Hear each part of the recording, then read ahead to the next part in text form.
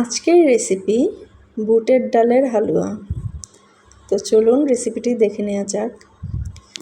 প্রথমে এখানে 250 গ্রাম বুটের ডাল আমি সারা রাত ভিজিয়ে রেখেছি, প্রায় 6 থেকে 7 ঘন্টা। ভিজানোর পরে ধুয়ে নিয়েছি। তারপর এতে 3 কাপ গরুর দুধ জাল দিয়ে নিয়েছিলাম আগে থেকে, সেই দুধটা দিয়ে দিয়েছি এবং 1 কাপ পানি দিয়েছি।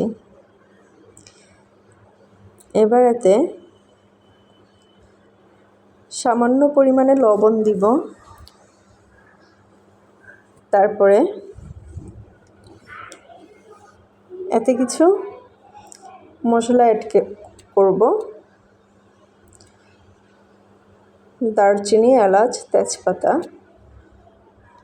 এবার এটা সিদ্ধ করে নেব। সিদ্ধ হয়ে গেছে, এবার মশলাগুলো ফেলে দিব। এতে পরিমাণ মতো চিনি অ্যাড করে নেব। তারপরে এটা মিক্স করে ব্লেন্ড করে নেব মিহি করে একেবারে।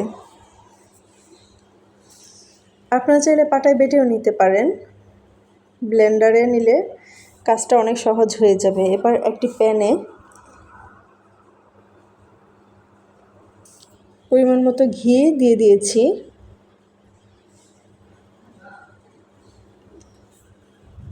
ঘিটা গলে গেলে এতে যেই ব্লেন্ড করা ডালটা ছিল সেটা দিয়ে দিব। হালুয়া রান্নাটা খুব ইজি, খুব বেশি ঝামেলা না, প্লাস অনেক মশলাও দরকার হয় না। ঘরে থাকা মশলা এবং খুব অল্প উপকরণ দিয়ে এটা তৈরি করা যায়।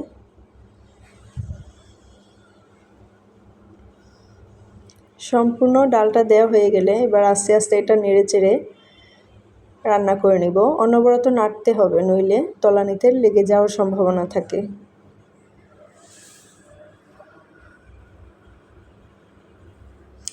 স্প্যাচুলা দিয়ে নাড়লে অনেক সময় দেখা যায় স্প্যাচুলাটা খুলেও যেতে পারে। তার চেয়ে ভালো আপনারা অন্য যে নাড়ুনি থাকে সেটা দিয়ে নাড়তে পারেন। প্রতিনিয়ত এটাকে নাড়তে হবে।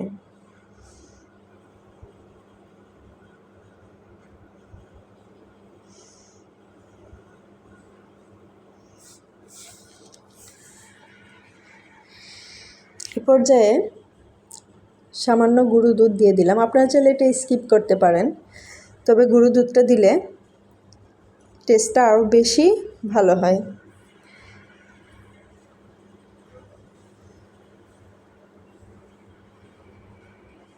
স্প্যাচুলাটা আমারও খুলে গেল, তাই আমি আবার নাড়ুনি নিয়ে নিয়েছি।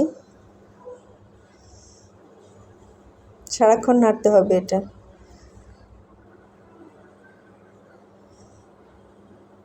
নামানোর আগে আরও একটু ঘি দিয়ে দিব, এতে ফ্লেভারটা খুব সুন্দর আসবে। এটা অবশ্যই মিস করা যাবে না, ঘিটা দিতে হবে। আরও কিছুক্ষণ নেড়ে চেড়ে নামিয়ে নিব।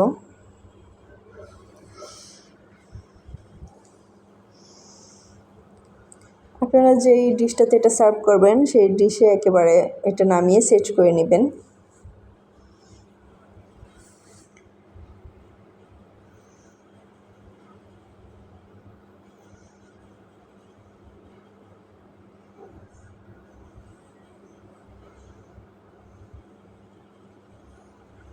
গরম থাকতে এটা সেট করে নিতে হবে, নইলে পরে আর সেট করা যাবে না। এইভাবে হাতে চেপে চেপে সেট করে নেবেন। ঠান্ডা হওয়ার পরে আপনাদের ইচ্ছে মতো শেপে এটা কেটে নেবেন। প্রায় 2 থেকে 3 ঘন্টা পরে এটা ঠান্ডা হয়ে যাবে। নর্মাল টেম্পারেচারেই ঘরে রাখলেই, ফ্রিজে রাখতে হবে না। আমি এটা কেটে নিচ্ছি। আপনারা আপনাদের পছন্দ মতো এটা কেটে নেবেন।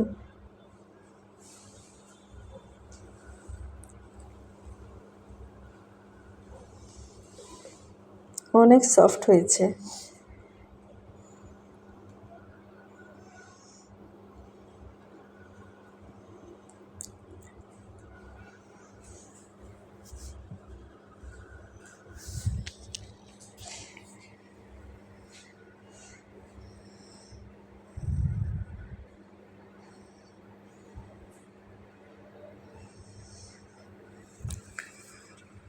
4-5 দিন আপনারা এটা নর্মাল ফ্রিজে রেখে খেতে পারবেন।